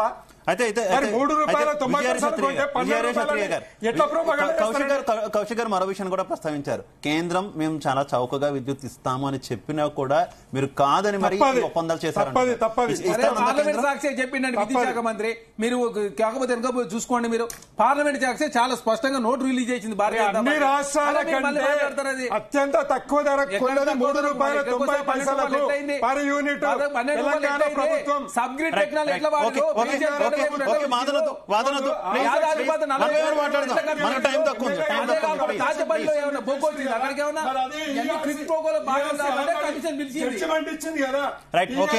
కౌశిక్ గారు, ఓకే క్షత్రియ గారు, ప్లీజ్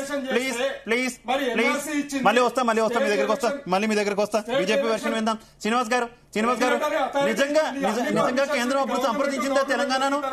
ఒక్క నిమిషం క్షత్రియ గారు శ్రీనివాస్ గారు, నిజంగా అప్పుడు కేంద్రం సంప్రదించిందా తెలంగాణ రాష్ట్ర ప్రభుత్వాన్ని విద్యుత్ కు సంబంధించి?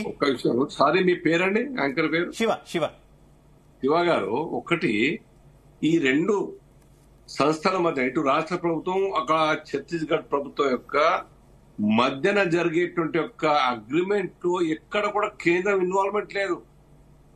యాక్చువల్ గా మ్యాండేటరీ గా కేంద్రాన్ని ఇన్వాల్వ్ చేయాలి. నేషనల్ గ్రిడ్ కార్పొరేషన్ ద్వారా ఈ అగ్రిమెంట్ మధ్యవర్తిత్వంతో జరగలేదు పోనీ. కానీ నాకు అర్థం కాదు, ఈ కమిషన్ ఎంక్వైరీ చేసేది కేవలం ఆ రేట్ మీద ఎంక్వైరీ కాదు కదా. There are many issues, many points, అనేక అంశాలు ఎంటైర్ విద్యుత్తుకు సంబంధించినటువంటి ఆపరేషన్స్ కావచ్చు, కొనుగోలు కావచ్చు, లాస్ ఆఫ్ లైన్స్ కావచ్చు, లేకుంటే అక్కడి నుంచి ఇక్కడ తీసుకొచ్చేటువంటి లైన్ మీద సంవత్సరానికి ఎంతైతే మీరు కడతా ఉన్నారో దాని మీద ఖర్చు కావచ్చు, లేకుంటే ఇక్కడ ఈ ట్రాన్స్కో, జెన్కో ఇవన్నీ మీద ఎంక్వైరీ జరగాలి అని డిమాండ్ ఆఫ్ పాయింట్స్ ఉన్నాయి. అన్ని కేవలం రేట్ మీదే కాదు, ఎంక్వైరీ. మిస్కన్సెప్షన్ లో ఉన్నాం, రాంగ్ మోషన్ లో ఉన్నాం మనం. కాబట్టి మేము కోరేది ఒకటే, మీరు తప్పు చేయకుంటే, మీ పరిపాలన బాగా సాగి ఉంటే కోఆపరేట్ చేయండి, అడిగిన దానికి జవాబు ఇవ్వండి మీరు.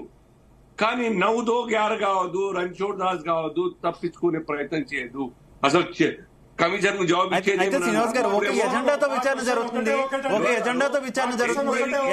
విచారణ జరిగినప్పుడు ఏం తీర్పు ఇవ్వాలో ఫిక్స్ అయినప్పుడు ఏ రకంగా సహకరిస్తా ఉంటుంది కదా. ఒక్క నిమిషం క్షత్రియ గారు, ప్లీజ్ క్షత్రియ గారు, ప్లీజ్ శ్రీనివాస్ గారు. కేసీఆర్ గారు ఏమన్నారు? అసలు మీ ఎంటిటీ ఏమున్నది, ఆ కమిషన్ కు నేను జవాబు ఇచ్చేది ఏమున్నది అని చెప్పారా లేదా? ఒక ముఖ్యమంత్రి రాష్ట్రానికి వారి అండర్లో అనేక విజిలెన్స్ కమిటీలు ఉంటాయి, సంస్థలు ఉంటాయి, ఏసీబీలు ఉంటాయి. వాళ్ళు ఎంక్వైరీ చేసేటువంటి అధికారం ఉన్నోళ్ళు చేయకుంటే అదే రకంగా మీ మీద కూడా సుప్రీంకోర్టు చీఫ్ జస్టిస్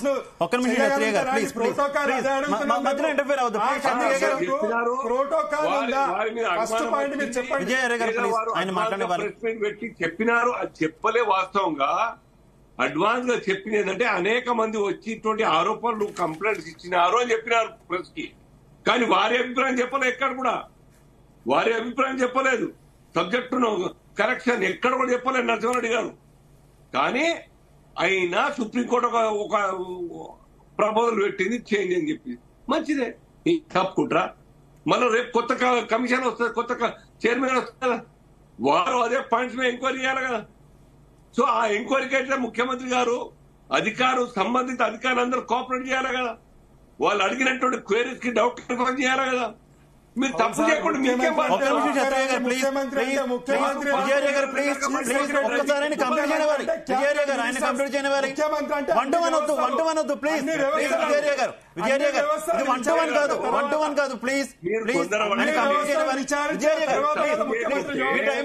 చెప్తారు కానీ 1-1 కాదు ప్లీజ్. మీరు తప్పు చేయకుంటే మీరు భయపడాల్సిన అవసరం లేదు. భయపడితే రాజ్యాంగం మెట్టు ఒక స్టెప్ మీ ఫేవర్ వచ్చిందని మీరు అనుకుంటారు. రీప్లేస్మెంట్ ఆఫ్ చైర్మన్ తప్ప ఇంకేం లేదంట రెమెడీ. రిలీఫ్ ఏం లేదు. Enquiry will continue. Enquiry will ఎంక్వైరీకి జవాబు ఇవ్వండి అని సుప్రీం కోర్టు చెప్పినప్పుడు ఖచ్చితంగా అదే ఎంక్వైరీ కమిషన్ మేము ఇస్తాం. మేము taxpayer, నేను taxpayer ని. We all have got every right to ask the government. అరే ట్యాక్స్ కడుతున్నాం సార్. ఎలక్ట్రిసిటీ రెగ్యులేటరీ కమిషన్ ఉన్న తర్వాత ప్రధానమంత్రి గారు ఉన్నట్టే కదా. సుప్రీం కోర్టు ప్రధానమంత్రి గారు ఉన్నట్టే కదా. సౌత్ గ్రిడ్ ఉన్నప్పుడు ప్రధానమంత్రి ఉన్నట్టే కదా. ఆ పాయింట్ కూడా రేజ్ చేసినారు కేసీఆర్ గారు. ఆ పాయింట్ కూడా కేసీఆర్ గారు రేజ్ చేస్తారు. కానీ ఆ పాయింట్ మీద డిస్పోజల్ ఎందుకు ఇవ్వలేదు సుప్రీంకోర్టు? ఆనరబుల్ జడ్జి గారు, చంద్రచూడ్ గారు ఎందుకు ఇవ్వాలి చెప్పండి? Because there is something. KCR గారు రాజ్యాంగాన్ని పట్టుకొని ప్రతి దాంట్లో నిర్మాణం ఉంది. మీరు గమనించండి. అధికారం మోదీ గారి దగ్గర ఉంది. ఎన్ని కమిషన్ వేసుకోండి. వాళ్ళకి రైట్ అని చెప్పినారు మీరు. రాష్ట్ర ప్రభుత్వం రేవంత్ రెడ్డి గారి దగ్గర ఉంది. ఎన్ని కమిషన్ వేసుకోండి. జవాబు ఏ సందర్భంలో రాజ్యాంగబద్ధంగా ఇస్తాం. అది ఇచ్చేదాకా వెయిట్ చేయాలి. శ్రీనివాస్ గారు కన్సిడర్ చేయలేదు కాబట్టి కంటిన్యూ పాయింట్స్ కూడా ఎంక్వైరీ అయింది. కాబట్టి మీరు తొందరపడకండి. ఒక్క నిమిషం విజయ్ గారు ప్లీజ్. రైట్ శ్రీనివాస్ గారు. విజయ్ గారు రాజకీయ ఆరోపణలు స్టిల్ అవే కంటిన్యూ అవుతున్నటువంటి పరిస్థితి. ఒక పక్క బీజేపీ ఏమో బీఆర్ఎస్ అలాగే కాంగ్రెస్ కలిసిపోయేటటువంటి అవకాశం ఉంది. ఇది ఎక్కడ కూడా విచారణ ప్రాపర్ గా జరిగే అవకాశం లేదనేది వారి అనుమానాలు. కాంగ్రెస్ ఏమో లేదు, ఖచ్చితంగా కూడా బీఆర్ఎస్ ని ఏకంగా విలీనమే చేసేస్తారు భారతీయ జనతా పార్టీలో. వారిద్దరూ ఒకటైపోయారు, ప్రభుత్వాన్ని అస్థిరపరిచే ప్రయత్నాలు చేస్తున్నారు అంటున్నారు. అసలు ఏం జరుగుతుంది తెలంగాణలో? ఏమంటారు? ఈ విచారణలన్నీ ఒక ప్రాపర్ గా జరిగే అవకాశమే ఉందా అసలు? ఒకటి రాజకీయంగా ఒక పార్టీ 3 పార్టీలు ఈ రాష్ట్రంలో పోటీ పెడతాయి. 3 పార్టీలు కొట్లాడతాయి. అది ఒక అంశం. ఇక విలీనం అనేది ఇలా రాజకీయ ఆరోపణలు తప్ప మరొకటి కాదనేది నా అభిప్రాయం. ఇక ఎలక్ట్రిసిటీకి సంబంధించినటువంటిది ఈ విచారణ అనేది ఉత్తుత్త విచారణలే. ఇవన్నీ టైంపాస్ వ్యవహారాలు మాత్రమే జరుగుతున్నాయి. అదే 2 రాష్ట్ర ప్రభుత్వాల మధ్యలో విచారణ జరిగితే అది జ్యుడిషియల్ ఎంక్వైరీ పవర్ లేనటువంటి విచారణ. ఇది ఓన్లీ ఎలాంటి పవర్స్ లేవు. 2 రాష్ట్ర ప్రభుత్వ విచారణ అయితే అంతిమంగా ఏం తేల్చలేకపోతే ఖచ్చితంగా కూడా ప్రభుత్వానికే నష్టం కదా. ఎందుకు వారికి తెలిసి మరి నష్టపోయే ప్రయత్నం చేస్తారు? 5 ఏళ్ళు టైం పాస్ ఇట్లా చేసుకుంటా. ఇప్పుడు ఇవి సెల్ ఫోన్ నేను మీకు అమ్మినండి. ఇప్పుడు మీరు కొన్నారు. మీరు ఒక్కరిని ఎంక్వైరీ చేస్తే తెలుస్తుందా ఏమైనా? నన్ను కూడా ఎంక్వైరీ చేయాలి కదా, నేను ఎంత కమ్మినా ఏంది అనేది. ఓన్లీ ఈ రాష్ట్రంలో విచారణ చేస్తే ఏడ తెలుస్తుంది?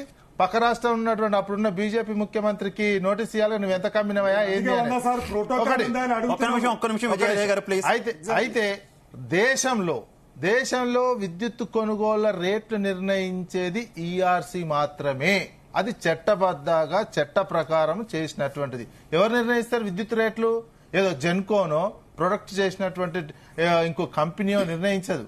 విద్యుత్కు సంబంధించిన రేట్ అమ్మకానికి సంబంధించి ప్రతిదీ ఈఆర్సీ డిసైడ్ చేస్తుంది. రేట్లకు సంబంధించినటువంటిది ఏ రేట్లు వాళ్ళు పెట్టినటువంటి కంపెనీ పెట్టినటువంటి దగ్గర నుంచి తీసుకొని వాళ్ళు రేట్ డిసైడ్ చేస్తారు. మాకు ఇంత రేట్ అయింది, కంపెనీ ఒక ప్రొడక్ట్ ఉత్పత్తి అవుతాను కానీ ప్రపోజల్ పెడితే అక్కడ నిపుణులు డిస్కస్ చేసి ఆ రేటు నిర్ణయిస్తారు.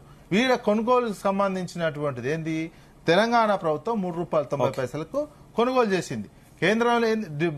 కేంద్ర ప్రభుత్వ రంగ సంస్థ గ్రిడ్ కూడా ఉన్నది. అది ఒక కొనుగోలుకు సంబంధించినటువంటి. ఇక మిగతా సంబంధించినటువంటిది ఏది? భద్రాద్రి, అదేవిధంగా మిగతా పవర్ ప్లాంట్లకు సంబంధించినటువంటి అంశము. తెలంగాణ వచ్చినటువంటి కొత్తలో విపరీతమైన విద్యుత్ కోతలు ఉండే 6 గంటలు హైదరాబాద్ లో 6 గంటల కోతలు. ఆ కోతలు ఉండాలనే బిహెచ్ఎల్కే ఇచ్చారు. ఆ సంస్థకు సంబంధించిన కాంట్రాక్ట్ కూడా. ఇదంతా ఏంది అంటే ఇచ్చిన హామీలను ప్రజలకు సరైన సమయానికి ఇవ్వనందుకు గాను ఏదో ఒక సినిమా చూపెట్టాలనే ఉద్దేశంతో రేవంత్ రెడ్డి గారు కుప్పిగంతులు వేస్తా ఉన్నారు. ఆయన ఇయ్యనియండి, ప్రజలకు అర్థమవుతా ఉన్నది. ఈ రోజు అసలు విచారణకే అర్హత లేనటువంటి కమిషన్ వేసి 2 రాష్ట్రాల పంచాయతీ ఛత్తీస్గఢ్ తెలంగాణ అన్నప్పుడు అది నేషనల్ విచారణ కమిషన్. మేము అదే అంటున్నాం. ప్రోటోకాల్ ఉందా? ప్రోటోకాల్ లేని కమిషన్ వేసి ఏం చేస్తాం? అయినా జవాబిచ్చినాము. అయితే ఎమ్మెల్యేల విషయం విలీనం అని అంటే కేసీఆర్ గారు విలీనం అయితే విలీనం అండి. ఒక ఎల్పీ విలీనం అయితే విలీనమా? అదే ఎమ్మెల్యేలు ఇష్టం వాళ్ళకు ఏది సొంతంగా అధికారాలు ఉన్నాయండి. right. లేదు సొంతంగా అధికారాలు ఉన్న వాళ్ళు ఇష్టం ఉన్న పార్టీకి వాళ్ళు పోతారు, వాళ్ళు పోనీయండి. మేము మా నాయకులు ఒకటే చెప్పిరండి. ఆ విలీనానికి సంబంధించిన అంశాలు మళ్ళీ మనం వేరే డిబేట్ లో డిస్కస్ చేద్దాం. విజయ్ గారు రైట్ ఓకే శ్రీనివాస్ గారు కంక్లూడ్ ప్లీజ్. శ్రీనివాస్ గారు కంక్లూడ్ ప్లీజ్. శ్రీనివాస్ గారు చివరికి ఏం చెప్తారు? ఏం చేయాలంటే ఒక నిమిషం విజయ్ గారు ఒక్క నిమిషం విజయ్ గారు మనకు టైం తక్కువ ఉంది, అర్థం చేసుకోవాలి. మనకు టైం తక్కువ ఉంది, అర్థం చేసుకోవాలి. ప్లీజ్ ప్లీజ్ ఆ టాపిక్ లోకి వెళ్ళదు. రైట్ వారం రోజుల నుండి విపరీతంగా పోలీసులతో రైట్ ఓకే ప్లీజ్ ప్లీజ్ మనం సబ్జెక్ట్ మన టైం లేదు. శ్రీనివాస్ గారు కంక్లూడ్ చేయాలి. శ్రీనివాస్ గారు కంక్లూడ్ చేయాలి. Please continue. చివరికి ఏం చెప్తారు శ్రీనివాస్ గారు? సో ఏదైనా చట్టకు అందరం సమానమే. కోర్టులు చెప్పినా చెప్పకున్నా మనం బాధ్యతాయుతమైనటువంటి ఒక పౌరులుగా నిన్నదాకా పాలించినటువంటి ఒక ప్రభుత్వాధినేతగా ప్రభుత్వం యొక్క నియమ నిబంధనలను లేకుంటే కమిషన్ యొక్క అధికారాన్ని గౌరవిస్తూ సహకరించండి. మీరు చేయకుంటే చాలా ఫ్రీ హ్యాండ్స్ బయటకు వస్తారు.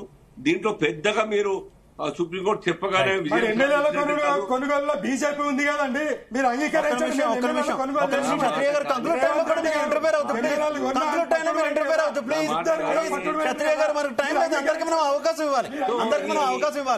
ఈ వ్యవస్థను అందరికి మనం అవకాశం ఇవ్వాలి క్షత్రియ గారు ప్లీజ్. It's not correct. దేశజాలకు పోకుండా కోర్టును ఆశ్రయించి దీన్ని ఆపే ప్రయత్నం చేయడం అంటే కరెక్ట్ కాదు. కౌశిక్ గారు conclude please. Thank you sir. ఒకటి మాత్రం వాస్తవం, ఖచ్చితంగా కేసీఆర్ గారు కమిషన్ ముందు రావాల్సిందే. వాస్తవ విషయాలు ఆనాడు జరిగిన ఒప్పందాలు ఏం జరిగినాయి, ఛత్తీస్గఢ్ ఒప్పందంలో తెలంగాణ రాష్ట్రంకి వచ్చిన తర్వాత ఎందుకు రేట్లు పెరిగినాయి, అన్నిటి మీద వాస్తవ విషయాలు వివరించాల్సిందే. యాదాద్రి భద్రాద్రికి ఆనాడు సబ్ గ్రిడ్ సంబంధించి బిహెచ్ఎల్కి ఎందుకు టెండర్ లేకుండా ఇచ్చారో ఆ విషయాలు వివరించాల్సిందే. దాచపల్లి కాడ పెట్టినటువంటి యాదాద్రి విషయంలో ఎందుకు అక్కడ కోల్ లభించకున్నా కూడా మీరు ఎందుకు అక్కడ ప్లాంట్ పెట్టారు, అన్ని విషయాల మీద చర్చ జరగాలంటే ఖచ్చితంగా కేసీఆర్ గారు ప్రత్యక్షంగా వచ్చి హాజరైతే తప్ప వాస్తవ విషయాలు తెలియవు. కాబట్టి ఖచ్చితంగా కమిషన్ అనేది పారదర్శకంగా వ్యవహరించే దానిలో భాగంగా కాంగ్రెస్ ప్రభుత్వం ముందుకు పోతా ఉంది. కాబట్టి ఎట్టి పరిస్థితిలో రాజకీయాల తావు లేకుండా విచారణ జరగబోతుంది. Thank you so much Kaushik Yadav గారు, thank you so much Srinivas గారు, thank you so much Sanjay గారు, థ్యాంక్ యూ సో మచ్ విద్యారే క్షత్రియ గారు, అలాగే thank you so much Vijay గారు. అందరికీ కూడా ధన్యవాదాలు. ఓవరాల్ గా చూసుకుంటే ప్రస్తుతం రాజకీయ ఆరోపణలు అయితే తీవ్ర స్థాయిలో జరుగుతున్నటువంటి పరిస్థితి. ప్రస్తుతానికి జస్టిస్ నరసింహారెడ్డి అయితే రాజీనామా చేశారు. మరొక చైర్మన్ అయితే నియమించే పనిలో కాంగ్రెస్ సర్కార్ అయితే